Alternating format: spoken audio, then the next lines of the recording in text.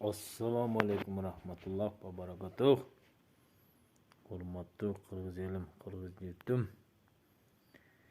Qirg'izistonning kelajagini o'ylagan chinchil patriot Qirg'izning insonlari jana Qirg'iz jigitlari, Qirg'iz mirzalari, enilerimiz, atalarimiz, eje qarindoshlarimiz, ag'a inilerimiz. Бұл қайра-қайрылы Qirg'iz elim emne paxtakor кул таман болуп калган ба, чындыкты сүйлөбөй баарыңыла ким бийликке келсе ошонун кошоматчысы болуп, по грубо айтканда туалетный бумага болуп Кыргыздын атын уят кылып жатасыңар да. 20 жылдан бери Кыргызстанга келген падышалар эч кимиси Кыргыз үчүн мындай айтканда көзгө көрүнүктүү Кыргыздын атак даңкын дүйнөгө тааныта турган эчтемке жумуш иш кылган жок.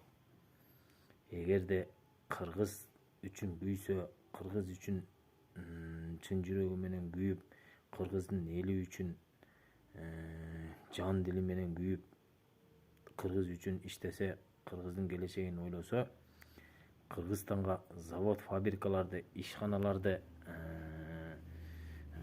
ачып, жумуш менен камсыз кылдырат эле. Жана Кыргыз жарандардын укугун төөлөтпөй, бизнесмендерди, олигархтарды төбөсүнө бир коюп чокусуна көптүрбөй, өтүгүн төргө илдирбей, мындай сылык, кичпейил кылып, адамгерчиликтүү кылып тарбияламак бийлик. Тилекке каршы бийликтин күчү бир гана карапайым элдерге гана жетет да. Байларга, мансапкор чиновниктерге бийликтин күчү жетпейт. Бийлик алсыз. Бийлигиңер мындай айтканда Кыргызстандын чиновник бийлиги лох сыяктуу болуп калды да. Ар Кыргыз Республикасында бүткүл ишканага барсаң, мыйзамдын негизинде жумушка кабыл алганы менен адам укугун төөлөө, укугун басмырлоо аябай көп да. Подработка деген иштен тышкаркы жумуш убактысынан кийинки өз калооң менен иштөө дегенди түшүндүрөт да. Алар закондуу бузуп, жумушуңан айдайм, болбосо иш жакпаса кете бер деп подработка жумуш иштерине Кыргыз жарандарын алып калып жатат да. Өзүнүн кызматынан, чиновниктигинен,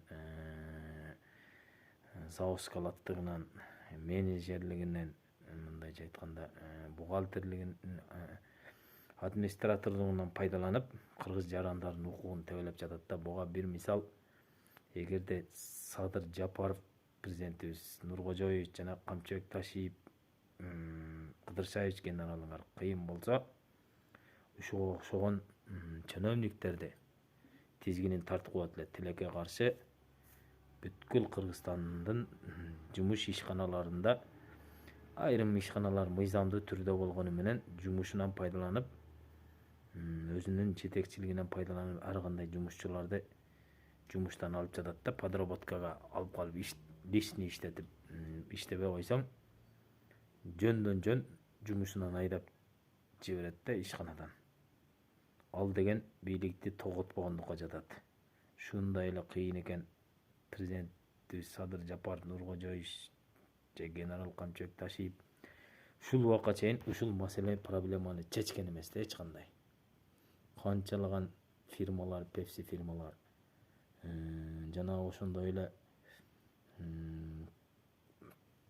кола фирмалар күнүмдүккө акча төлөп, мыйзамсыз жумушка адамдарды кабыл алып, акчасын берет өз убагында. Бирок ашыкча сааттарды иштетет да, адамдын моральный, физический күчүн жоготуп, укугун төөлөйт да. Pepsi фирмалар, кола фирмасы, суусундук саткан фирмалар, пиво фирмалар бийликтин колунан эшектин тежеги да келген жок да. Ошону акмактарды жоопко тарткан жок. Же пулу көп, акчасы көп фирмалардан коркобу Кыргыз мамлекетинин падышаларыбыз, президенттерибиз жана эмгек министрлери мактанып аткан Кыргызстандын келечегин ойлойм деп кыргызга лапшаны кийгизип жаткан кыргыз элинин карапайымдын укугун эч ким коргобой жатат. Жана ошондой эле металло строительный материал саткан фирмаларды деле мыйзамдын негизинде ишке кабыл алганы менен күнүнө 150 сом акча абетке берилет да айлыктан тышкары. Бул 150 сом деген эмне бул? Адамчылдыгындагандыкпы? Жана жумуштан тышкары жетекчилигинен пайдаланып подработкага иштетет. Эгер иштебейм десең жумушуңан кетирип айдап жиберет, иш жумушуңан. Өздөрүнчө буйрук чыгарып кол коюшуп. Заводскалар, менеджер, секретарь жана ошонун колунда иштеген шестерка бригадирлер чечип калган да. Кыргызстан боюнча 7 областтын темир фирмаларда. Бул эмне деген акмакчылык. Садыр Жапаров ошого окшогон мыйзам бузууларды карап койсоңуз аябай жакшы болот эле.